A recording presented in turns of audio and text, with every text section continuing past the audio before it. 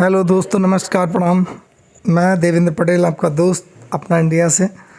दोस्तों, जब पेड़ों पर बहार होती है तो पक्षी भी पेड़ों का सहारा लेते हैं और उस पर पेड़ पर सुंदरता भी होती है और खूबसूरती होती है। लेकिन जब पेड़ पर पतझड़ का समय आता है तो पक्षी भी उसका साथ छोड़ देते हैं, उसे धीरे धीरे छोड़ते हुए नज़र आते हैं। सूखे हुए वृक्ष पर कभी पक्षी बैठना पसंद नहीं करते हैं। ठीक इसी प्रकार ज्योति मौर्य और मनीष दुबे के प्रेम प्रसंग की कहानी है। जब ज्योति मौर्य और मनीष दुबे का प्रेम प्रसंग गुपचुप तरीके से चल रहा था, जो सार्वजनिक नहीं हुआ था, और उनके अवैध संबंधों को लेकर जब उनके पति ने समाज में ये बात उठाई, मीडिया में उठाई, उसके बाद पूरे समाज में आग की तरह फैल गई। जब मनीष दुबे को लगा कुछ प्रयास करने के बाद कि अब ज्योति मौर्य जो है वो एक पतझड़ वाले वृक्ष की तरह है, तो धीरे धीरे मनीष दुबे ने भी अपने आप को उसी पक्षी की तरह उस पेड़ से दूर जाना सरल समझा कि कहीं ऐसा ना हो ये पतझड़ होने के बाद इस पेड़ पर मैं ही दिखाई दूं और मेरी जान पर बनाए, यानी कि मेरी नौकरी पर खतरा आ जाए। और मनीष दुबे ने ज्योति मौर्य से दूरी बनाना ही उचित समझा और वो अपना डिफेंस करते हुए नज़र आए। अब ऐसा कुछ जानकारी में आया है दोस्तों कि मनीष दुबे जो हैं वो सरकारी गवाह बन चुके हैं, यानी कि ज्योति मौर्य के अगेंस्ट जो उन्होंने भ्रष्टाचार, करप्शन वगैरह में लिप्त थी, जितने भी एविडेंस हैं या जो उन्होंने कहीं फोर्जरी की है, वो सब एविडेंस हैं, वो सब जांच अधिकारियों को देंगे, क्योंकि मनीष दुबे सस्पेंडेड हैं। अब वो सस्पेंडेड अधिकारी हैं, उनका पद भी छिन गया है और ज्योति मौर्य के मामले में नियुक्ति विभाग ने जांच बिठाल दी है। अब ये जांच उस डिसीजन पर पहुंचेगी जो एक भारतीय संविधान के हिसाब से जो कानून के तहत होगा, और जो जांच में सत्यता पाई जाएगी उसमें अगर ज्योति मौर्य दोषी पाई जाती हैं तो इन्हें कठोरतम कार्रवाई इनके अगेंस्ट हो सकती है और ज्योति मौर्य की नौकरी तो जा ही सकती है, लेकिन जेल जा सकती हैं, ये भी कोई बड़ी बात नहीं है।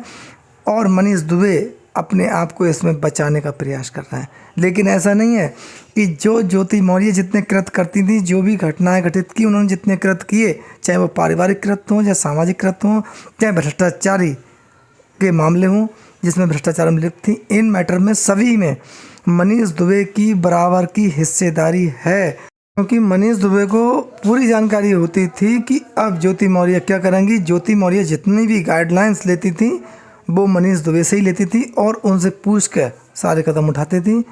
इसीलिए मनीष दुबे की बराबर की हिस्सेदारी है, ऐसा जानकारों का भी मानना है। और जांच कमेटी भी जो जांच करेगी उसमें भी ये सत्यता सामने आएगी। लेकिन मनीष दुबे को इसमें क्लीन चिट मिलने वाली नहीं है, क्योंकि योगी सरकार सख्त है और ये मामला देश की जनता से जुड़ा हुआ है, संवैधानिक पद पर बैठे हुए अधिकारियों से मामला जुड़ा हुआ है।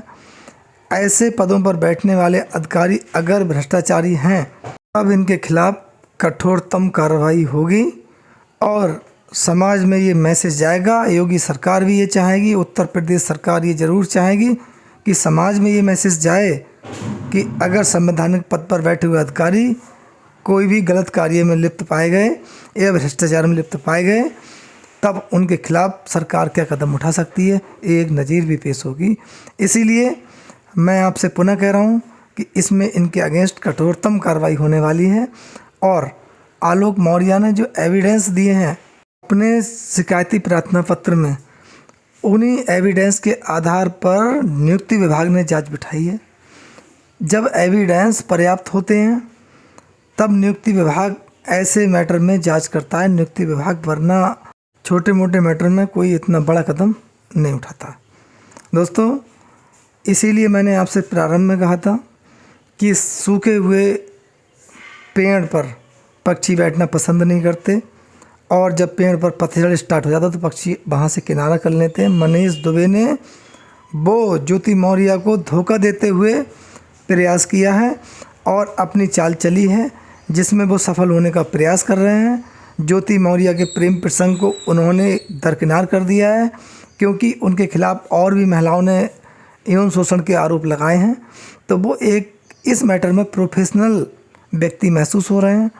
अब इसमें भी जांच होगी, लेकिन ज्योति मौर्य को प्यार में धोखा मिला। अब ज्योति मौर्य न पति की रही, यानी कि आलोक मौर्य की भी नहीं रही, और अपने प्रेमी की भी नहीं रही, और समाज में ज्योति मौर्य की क्या स्थिति है, समाज उनको क्या दर्जा दे रहा है, किस नज़र से देख रहा है, ये कोई बात अछूती नहीं है कि ज्योति मौर्य एक समाज में अपना सम्मानित पद या अपना सम्मान पुनः स्थापित कर सके, ये बहुत बड़ी बात है। और मेरे हिसाब से ये इनके लिए जीवन पर्यंत एक इस प्रकार की ये जो घटना इन्होंने कृत की है, उससे जीवन पर्यंत इन्हें एक सबक भी मिलेगा और इस घटना को कभी भुला नहीं सकती। इसीलिए दोस्तों, इनका जीवन इनके गलत कर्मों की वजह से संकट में हो गया है। कानूनी शिकंजे में ये लोग आ चुके हैं और कानून ठीक ठाक काम करेगा। आप अपनी इस पर नज़र बनाए रखें। मैं नए अपडेट के साथ आपके सामने पुनः उपस्थित होऊंगा, आपका दोस्त। तब तक के लिए आपसे विदा लेता। नमस्कार, जय हिंद, जय भारत, धन्यवाद।